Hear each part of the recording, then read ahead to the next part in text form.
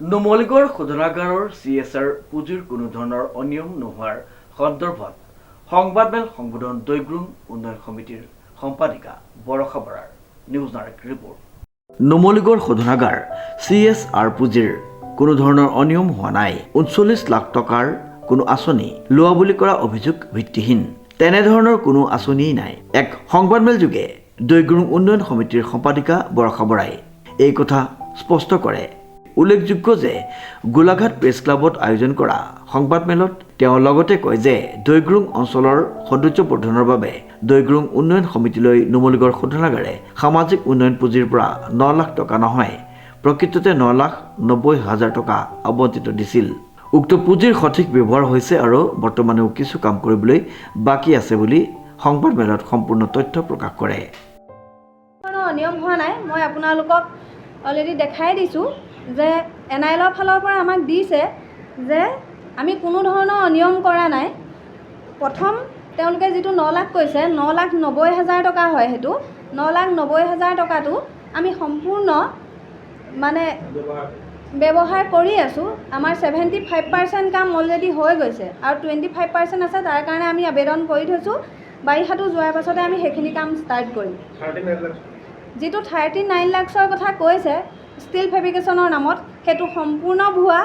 সেইটো সম্পূৰ্ণ কিবা চাগে ব্যক্তিগত স্বাৰ্থৰ কাৰণে কিছু লোক চাগে জড়িত হৈ আছে, কিছু লোকক মোৰ মাটিটোও দৰকাৰ হ'ব পাৰে, সেইকাৰণে চাগে তেওঁলোকে ভুৱা তথ্য সংগ্ৰহ কৰিছে ক'ৰবাৰ পৰা। সেইখিনি তেওঁলোকে জানিব, কাৰণ তেওঁলোকে একো তথ্য আমাক বৰ্তমান দেখুওৱা নাই যে মই 39 লাখ লৈছোঁ। তেনেকুৱা ধৰণৰ কোনো তথ্য নাই, কাৰণ NILৰ পৰা বৰ্তমান ক্লিয়াৰেঞ্চ দিয়া হৈছে যে তেনেকুৱা ধৰণৰ কোনো প্ৰজেক্ট আমাক দিয়া নাই আৰু ভৱিষ্যতলৈ দিয়াৰ কোনো আমাৰ দৈগ্ৰুং ডেভেলপমেণ্ট কমিটিয়ে এপ্লিকেশ্যন কৰা নাই। আৰু এটা অভিযোগ আছে যে আপোনাৰ অভিযোগ এটা উঠি আছে, হৈ আছে, আমি ফেচবুকত পাই আছোঁ যে আপুনি চাকৰি দিয়াৰ নামত বহুতৰ পইচা খালোঁ বুলি কৈছে, পইচা খাইছে বুলি কৈছে।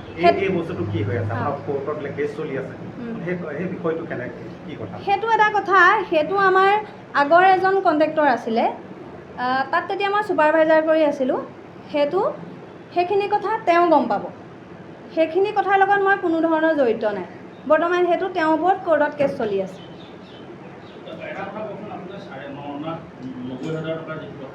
হয়, নিদিয়ে। হয়, ডেভেলপমেণ্ট কমিটি। অন্যহাতে অৰ্পণজ্যোতি তামুলীক সভাপতি হিচাপে লৈ গঠিত দৈগ্ৰুং উন্নয়ন সমিতিৰ বৰষা বৰাৰ স্বামী পাল্পু নাগ উক্ত সমিতিৰ সৈতে কোনো ধৰণে জড়িত নাই আৰু প্ৰাথমিক সদস্যও নহয় বুলি প্ৰকাশ কৰে। কমিটিয়ে কৰিছিলোঁ। আমাৰ প্ৰেচিডেণ্ট আছে অৰ্পণ তামুলী আৰু বিশেষ বহুত মানে গণ্যমান্য ব্যক্তি আমাৰ হেৰিয়াত আছে কমিটিখনত। আছে 16-17জনমান ব্যক্তি আছে। সেইটো তেওঁলোকে জানিব, কাৰণ এটা কথা চাওক, কমিটিখনৰ লগত মই জড়িত আছোঁ। মই ছেক্ৰেটেৰী পদত আছোঁ, প্ৰেচিডেণ্ট হয়।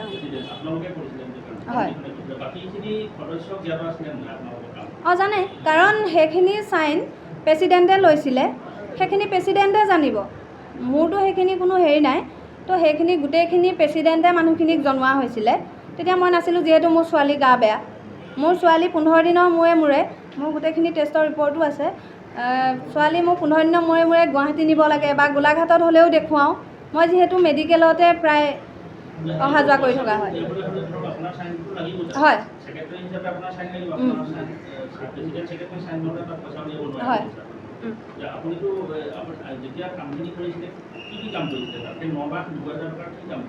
9,90,000 টকা মই অলৰেডি কৈছোঁৱে যে আমাৰ দুজোপা গছৰ কাম কৰা হৈছিলে।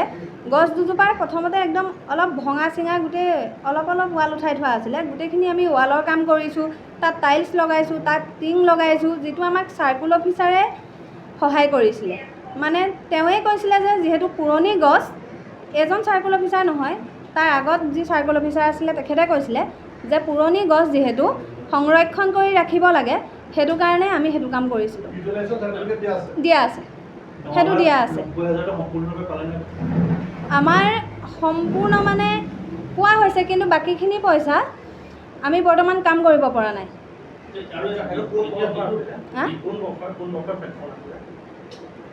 বৰ্ষ 2025 হয় হয়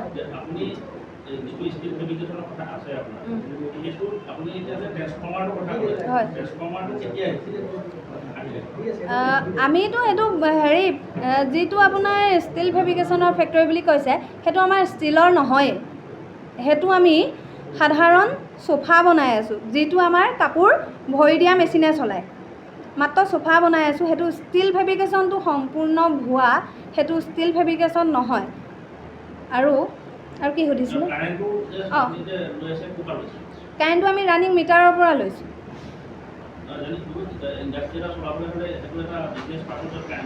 হয় তেতিয়া আমি APDCLত কথা পাতিছিলোঁ যে যিহেতু মই ট্ৰান্সফৰ্মাৰটো লোৱা নাই মই মিটাৰৰ পৰা তাত আমাৰ কাম হোৱাই নাই বৰ্তমান ফেক্টৰী কাম আমাৰ হোৱাই নাই ফেক্টৰী কাম আমি বেলেগ এটা আমাৰ দোকান এখন আমি ৰেণ্টত লৈ তাত আমি সোফা বনাই আছিলোঁ তাৰপাছত আমি তালৈ মাত্ৰ সোফাখিনি চিফ্ট কৰি ৰাখিছোঁ সেইটো কাৰণে আমাৰ যিহেতু লাইট আৰু CC কেমেৰাৰ বহুত প্ৰয়োজন এতিয়াই আমাক ইমানখিনি এলিগেশ্যন লগাইছে যদি আমি তাত এটা কেমেৰা নাৰাখোঁ তাৰ পাছততো আমাৰ ওপৰত আৰু বহুত এলিগেশ্যন আহিব পাৰে সেইটো কাৰণে আমি তাত কেমেৰা লগোৱা আছে লাইট লগোৱা আছে তাৰ বাবে আমি ৰানিং মিটাৰৰ পৰা হয়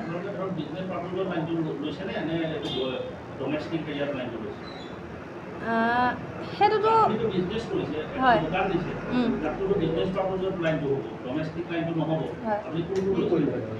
সেইটো আমাৰ বৰ্তমান মিটাৰৰ পৰাই টনা হৈছে সেইটোহে মই সেইটোতো আমি অকল লাইট আৰু কেমেৰাহে লগাইছোঁ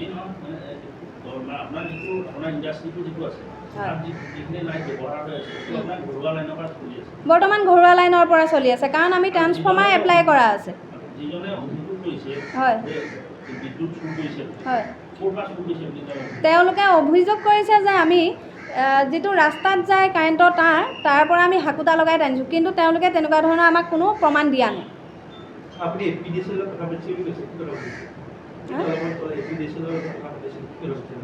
APDCL মানে আমি যেতিয়া গৈছোঁ ট্ৰান্সফৰ্মাৰৰ কাৰণে কাৰেণ্টৰ কথা মানে তেওঁলোকৰ লগত এনে পতা হৈছিলে আমি যিখিনি আমাৰ ধৰি লওক লাইনমেন থাকে লাইনমেনক আমি সুধি লৈছোঁ যে আমি মিটাৰৰ পৰা লাইট আৰু কেমেৰা লগাব পাৰিম নাই বোলে পাৰিব সেইটো কোনো প্ৰব্লেম নাই কাৰণ আমিতোতো তাত একো ডাঙৰ মেচিন চলোৱা নাই কিন্তু মোৰ যিখন বিল আছে মই যিখন বিল মাৰোঁ তাৰ মতে মই 3 কিলোৱাটলৈকে মই তাত মেচিন চলাব পাৰোঁ সেইটো হিচাপত আমি বিল পে'মেণ্ট কৰিছোঁ সেইটো কথা হয় নাই নাই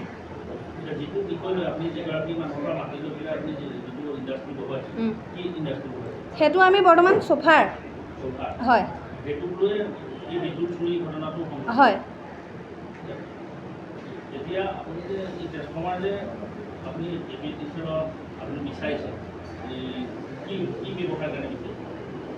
আমি সেই ইণ্ডাষ্ট্ৰিটো খোলাৰ কাৰণে বিচাৰিছোঁ অঁ কাৰেণ্টৰ কাৰণে অঁ কেতিয়াবা মানে চব আমি যিহেতু সোফা বনাম সোফাৰ সৰু সুৰা কিবা বস্তু কাটিং হ'বও পাৰে কাটিঙৰ কাৰণে যদি সৰু এটা মেচিনো চলে যাতে ৰাইজৰ কোনো দিগদাৰ নহওক ৰাইজৰ ভল্টেজৰ কোনো প্ৰব্লেম নহওক সেইটো কাৰণে আমি ট্ৰান্সফৰ্মাৰ এপ্লাই কৰিছিলোঁ এতিয়া আমি চলোৱাই নাই কাটিং মেচিন আমি কোনো ধৰণৰ তেনেকুৱা কাটিং মেচিনৰ কাম আৰম্ভ কৰা নাই ভৰি দিয়া মেচিনে মাত্ৰ কাপোৰখিনি চিলাই আছে সেইখিনি আমাৰ CCTVত আবদ্ধ হৈ আছে বৰখাবৰৰ ফাৰ্নিচাৰৰ দোকান আৰু দেউতাকৰ 3খন ফাৰ্নিচাৰৰ দোকান কেইজনমান ব্যক্তিয়ে তলা বন্ধ কৰি উপাৰ্জনৰ পথ বন্ধ কৰি দিয়া বুলি তীব্ৰ ক্ষোভ প্ৰকাশ কৰে বৰখাবৰাই ল'ৰাই মোক জোৰ জবৰদস্তিকে মাতি আনি মিছা কথা ক'বলৈ মোক বাধ্য কৰালে মই ল'ৰা দুটাৰ নাম নীল গগৈ আৰু জানমণি দত্ত তাৰপিছত বাধ্য কৰাৰ পিছত তেতিয়া মই ক'বলৈ বাধ্য হ'লোঁ মোক ভয় ভাবুকি দি কোৱাৰ কাৰণে মই ক'লোঁ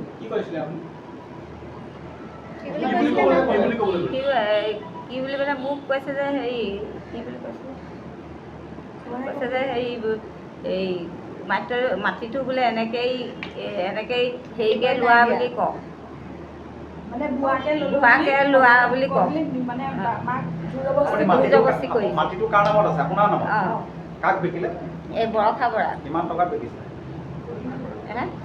3 লাখ টকা 3 লাখ টকা 3 লাখ টকা পালে পইচা পালোঁ আপুনি গম নাপায় নেকি কিমান টকা বিক্ৰী কৰিলে তেওঁ আপোনাক কৈ দিব লগা হৈছে আপুনি কোন হয় মই ছোৱালী হয় মানে মা অকণমান সোমাই দিয়ে পইচা পালে না আপুনি? পালোঁ পালোঁ কিমান পালে 3 লাখ 3 লাখ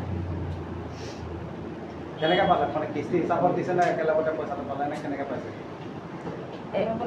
অলপ অলপকৈ লৈ আছোঁ মানে ল'লোঁ কিস্তি মানে পূৰাকৈ লোৱা নাই আৰু টোটেল 3 লাখ নে তাতকৈ বেছি নাই টোটেল লাখে দিছোঁ কিমান পালে দিয়ক